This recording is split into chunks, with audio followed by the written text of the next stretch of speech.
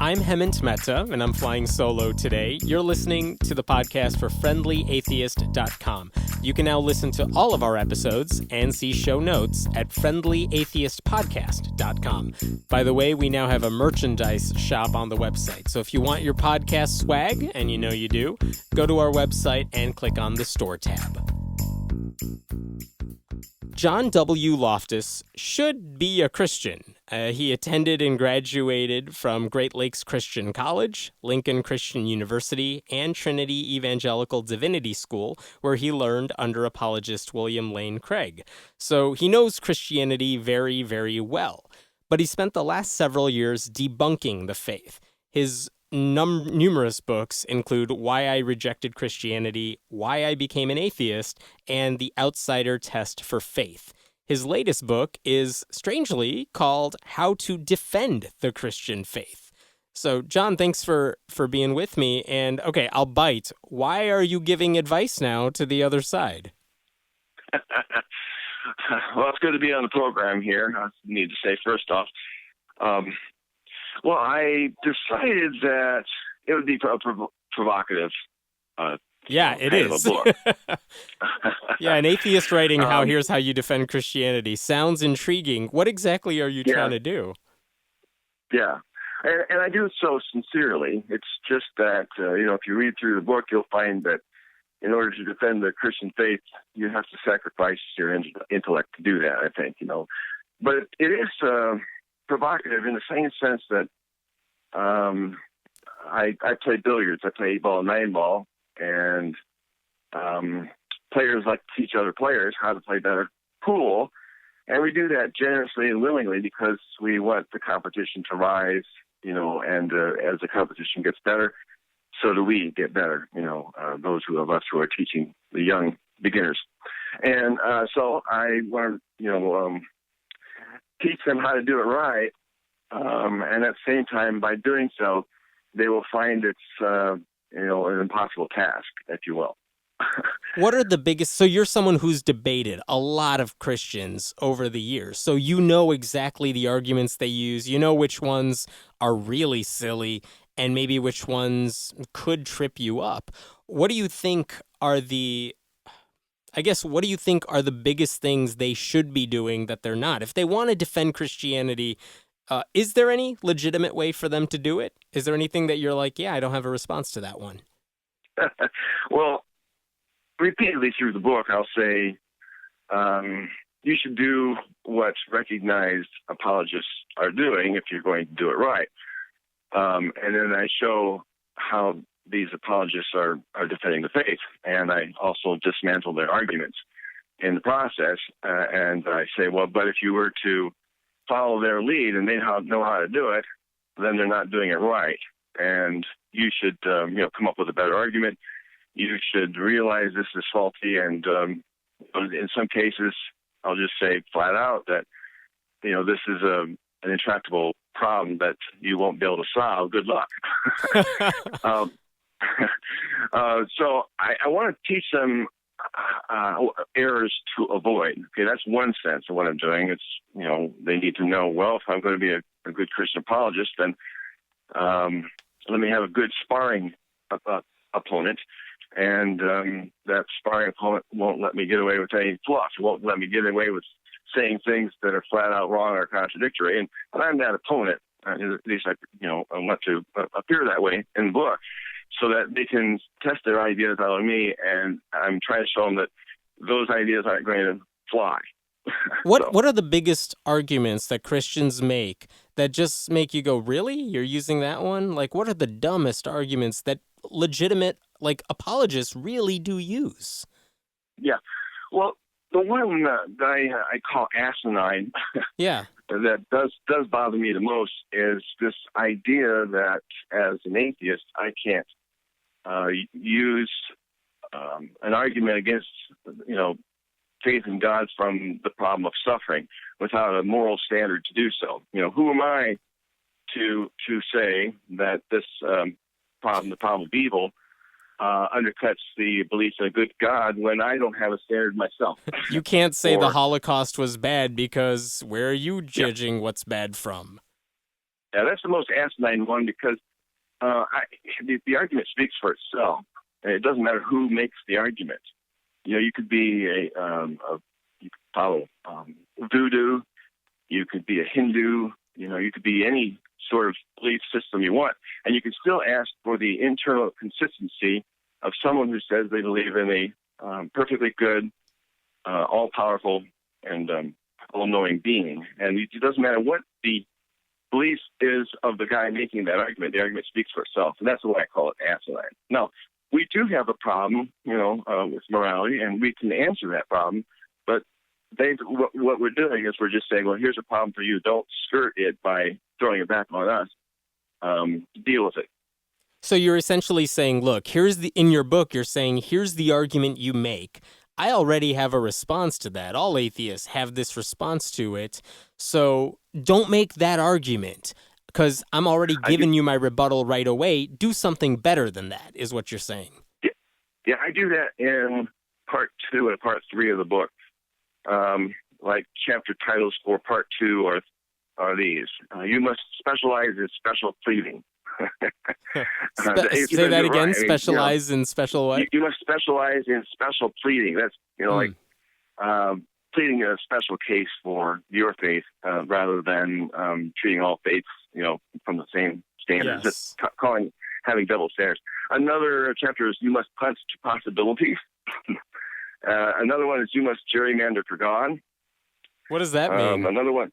That you must gerrymander for God. That's what politicians do. Right. They redistrict, states to get their representatives, in right. Congress. This is an entirely Republican district, even though it looks like the weirdest shape you've ever seen. How does that apply to God? Another chapter is you must master the art of mischaracterization. And the final one in part 2 is when all else fails, lie. Wait, explain to me again, how does the gerrymandering for God work? What exactly are they doing?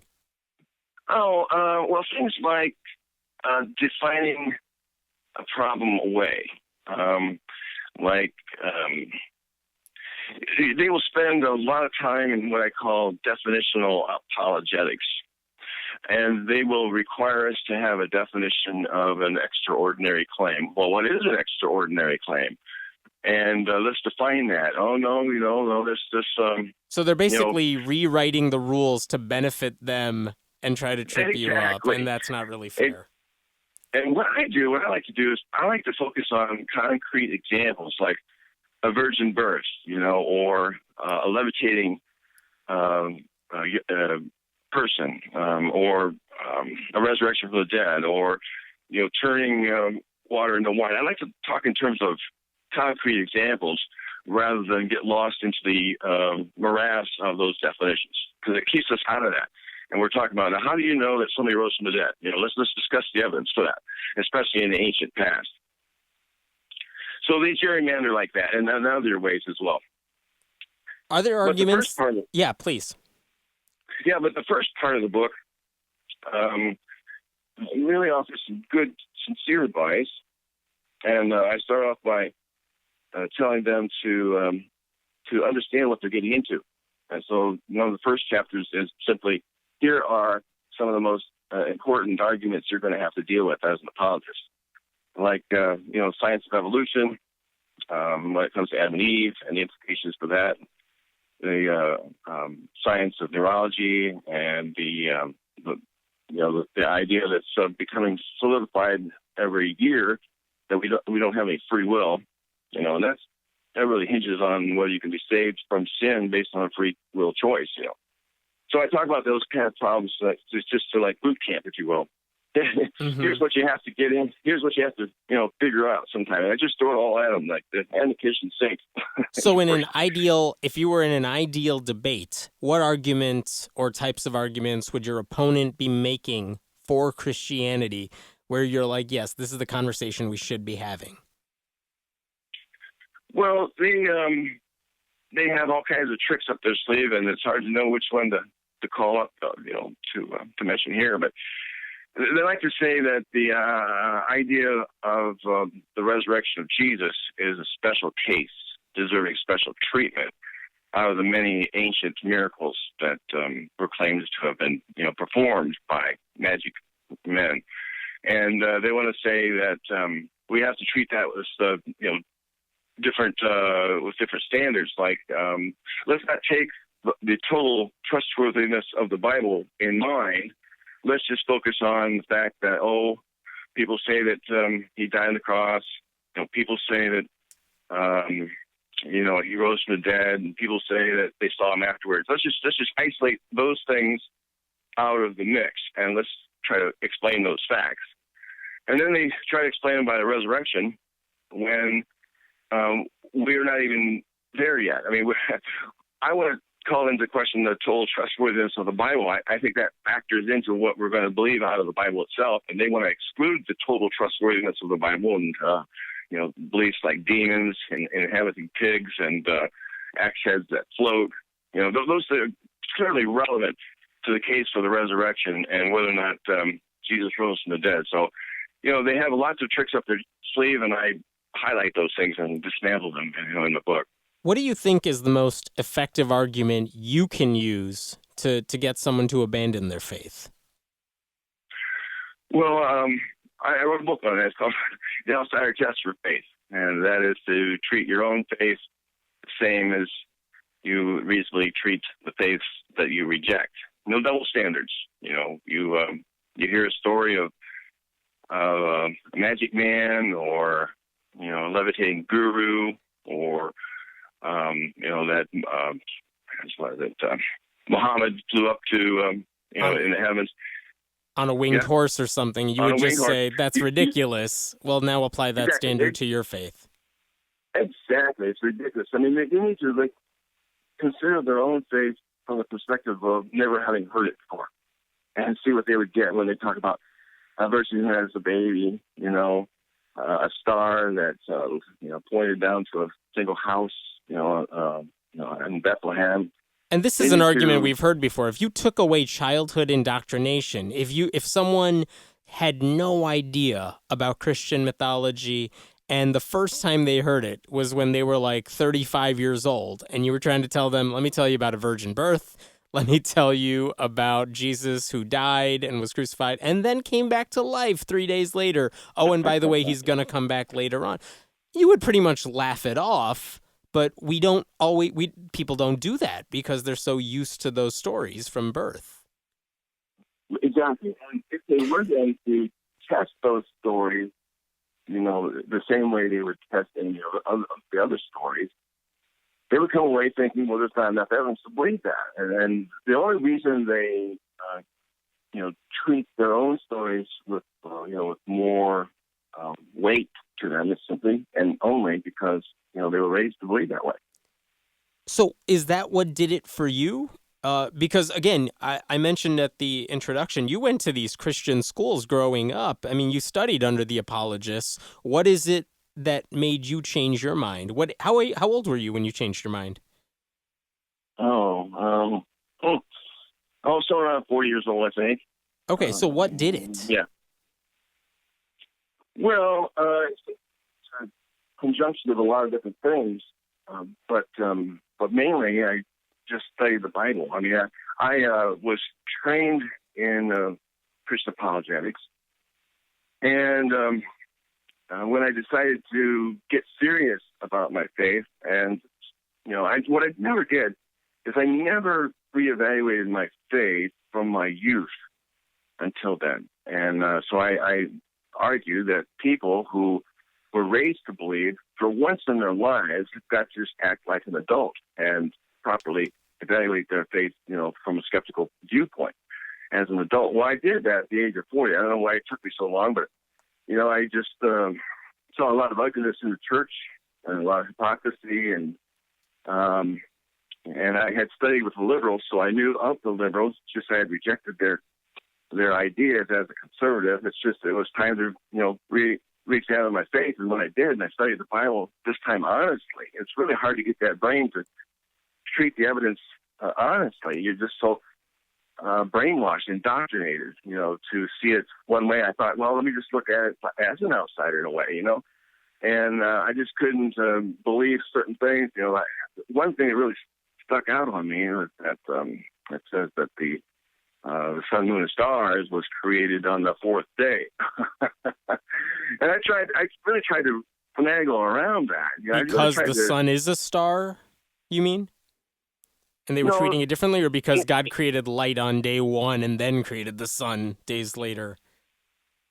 Yeah, that's what it says, and that's what I tried to reconcile with my faith, with science, and I just couldn't do it. And the only thing that made sense to me was that it's all myth.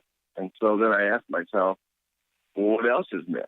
And well, what about Samson and his hair? What about a sun standing still? What about a man being swallowed by a fish or a universal flood? And I started examining them from the perspective of an outsider. It's from the perspective of someone who wanted to believe. I had a vested interest in believing, but wanted to be honest, too, about what I was reading. And one by one, like dominoes, they all fell. I mean, just one by one. You studied under William Lane Craig, and I wonder if, what has your communication with him been like over the years since you deconverted? Well, he still has hopes for me. Do you ever debate him? That's what he's consistently told me, and I find that really odd. That as of now, I've published seven books. I'm coming out with another one next year, and I mean, if anybody is blaspheming the Holy Spirit, it would be me. So he's got to reconcile that with his own text in Matthew that talks about that thing. Do you ever do debates against him? No. I'd like to. Sure. He's a really good debater, and I suppose he'll probably win. I mean, technically, he seems to win a lot of them, and I don't expect it to be any different with me. But I would be. Is that on his presentation, though? He's just a good speaker. He's a good debater. Well, yeah, on his presentation, but I think he prejudices with the facts as well. Debaters' job is to win, and when he's in debate mode, it's to win. And I've caught him saying things that he shouldn't be, and some things that he ought to know better. And so, he's just there to win. And but the thing is, if I could debate him, I think people would be more acquainted with me and might get one of my books, and that's where I make my sustained case against Christianity. Who is the best Christian debater out there right now? Well, I think probably it's Bill Craig. Okay. I don't know of anybody else. Yeah. He studied debates, doing debates in college. I think even in high school, he was doing debates in high school. So he's always participated in those kind of tasks. Let me ask you, shift gears for a second. It's very impressive how many books you've written, lengthy books, and these are not kids' books. They go into a lot of depth in these fields. What is your process like for writing these books? What do you do on a daily basis when you're writing? You should see my office. I got books strewn everywhere, and magazine articles. It's a mess as I'm writing. You don't really want to come in my office because everything looks like a mess, but I know where everything is and why I got it, where I've got it, and note cards abound. For instance, when it came to researching for the witch hunts, I would research into the best books, and I would get them and read them and compile together the best of what I read, and write it down and rewrite it and rewrite it and rewrite it again.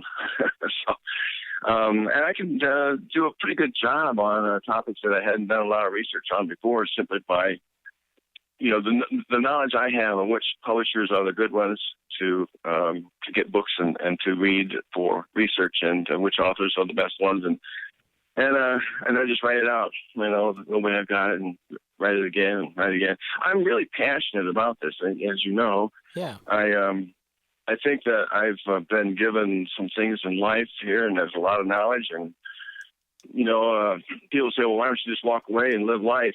And then, maybe I will someday. But for now, I've got a lot of knowledge that I want to share, and otherwise, if I don't do that, then it'd be wasting what I know. And so I really do think that Christianity is a delusion. I think people are indoctrinated and or brainwashed to believe. I think it causes harm, and I want to keep people away from it as best as possible. And I wish I could do it for other religions, but I just don't know them as well. It sounds. I'm just listening to your process. It sounds like you don't really rely on the internet that much. It sounds like you're doing it old school. Here are the books I need, and I'll get my information from there. I mean, am I wrong on that? Is there a reason for that?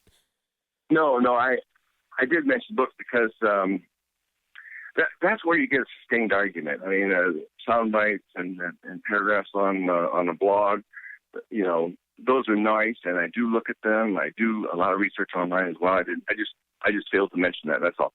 Okay. But I like sustained arguments, and from people who are knowledgeable and scholarly. This is just a personal question, because obviously I spend so much of my time on my blog, and I know a lot of people like you who really put all their efforts into their books. I mean, that's where you're spending the bulk of your time. Do you think there's a benefit or a drawback to focusing on books in an age when it seems like a lot of younger people, a lot of people who are religious or not, are almost moving away from books? Like, what are you doing to make sure your arguments are reaching maybe a different audience? Well, I'm doing interviews like this. Yeah. You know, I have an audience, and it's people who like books, and maybe it's an older audience because of that, and I understand that.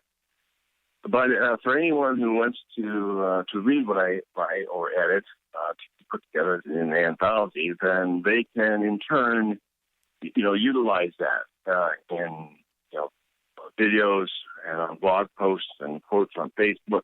You know, so I put it out there for people who want to know. I do understand that, you know, what you said. People are doing more YouTube and stuff like that. It's just. And I'm not saying you should like suddenly go on YouTube. That's a horrible idea. Right. I know that. Yeah, I know that. Okay.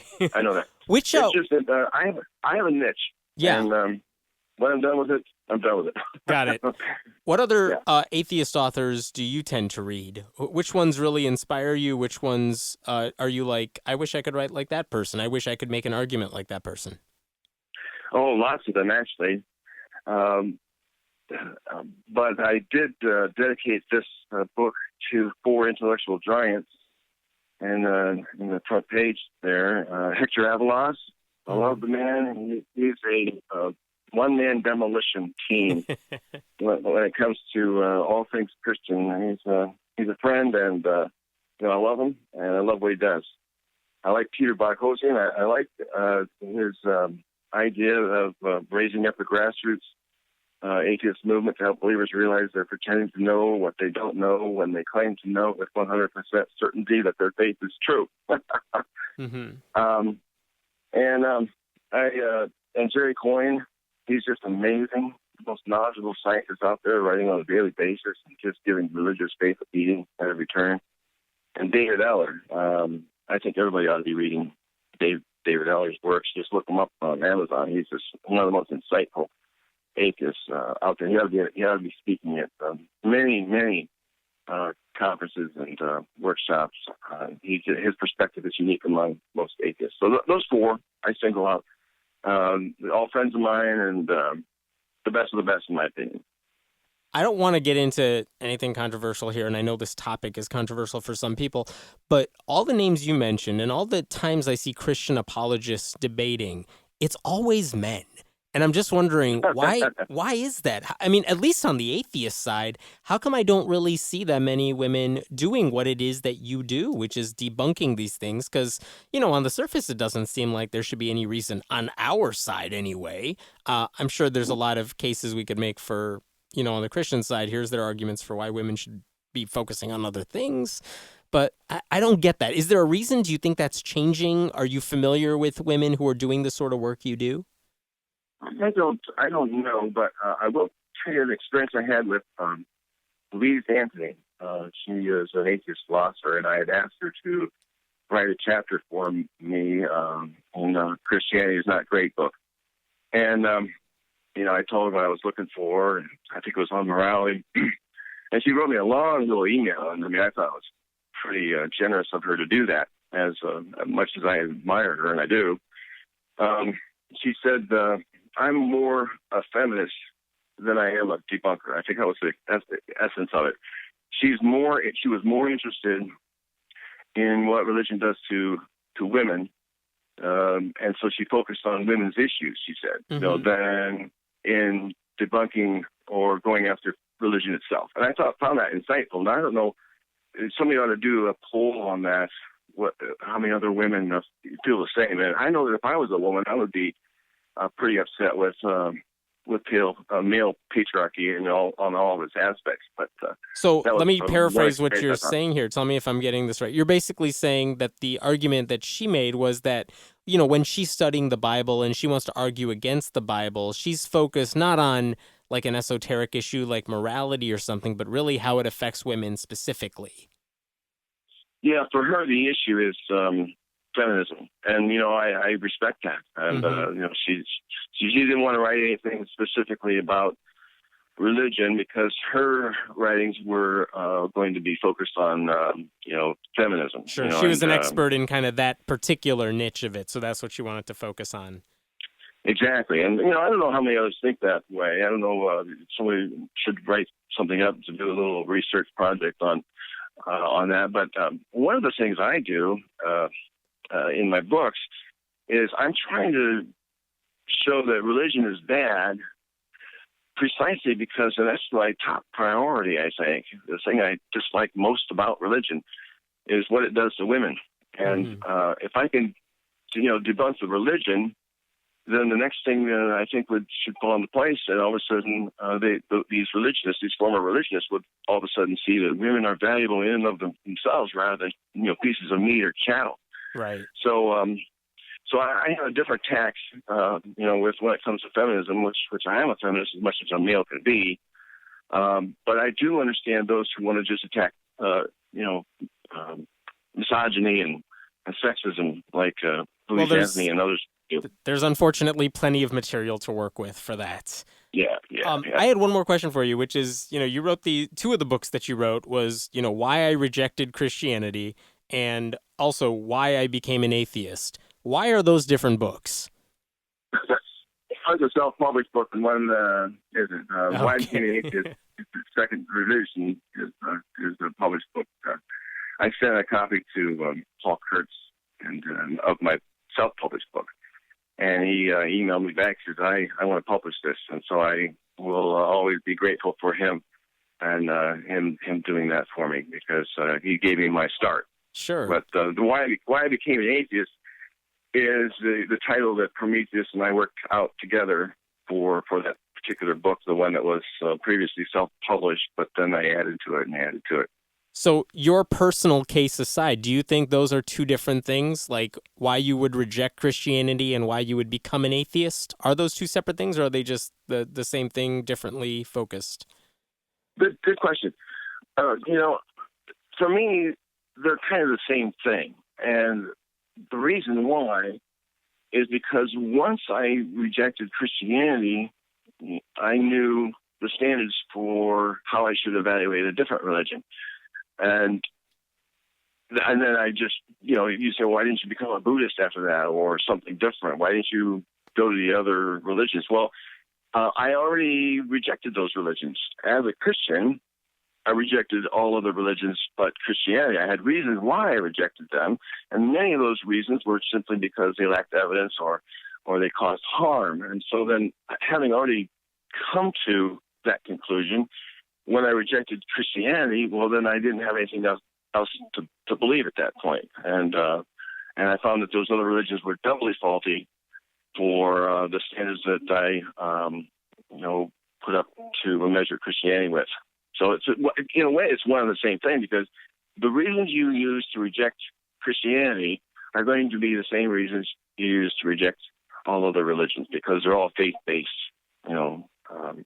religions. Makes a lot of sense.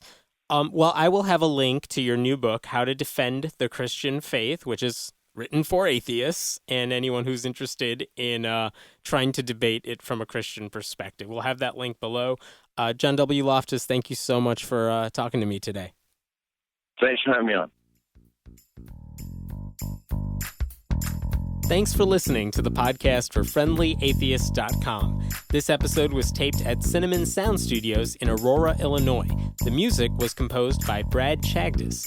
If you like what you're hearing, please consider making a contribution at patreon.com/Hemant. That's He-Man T.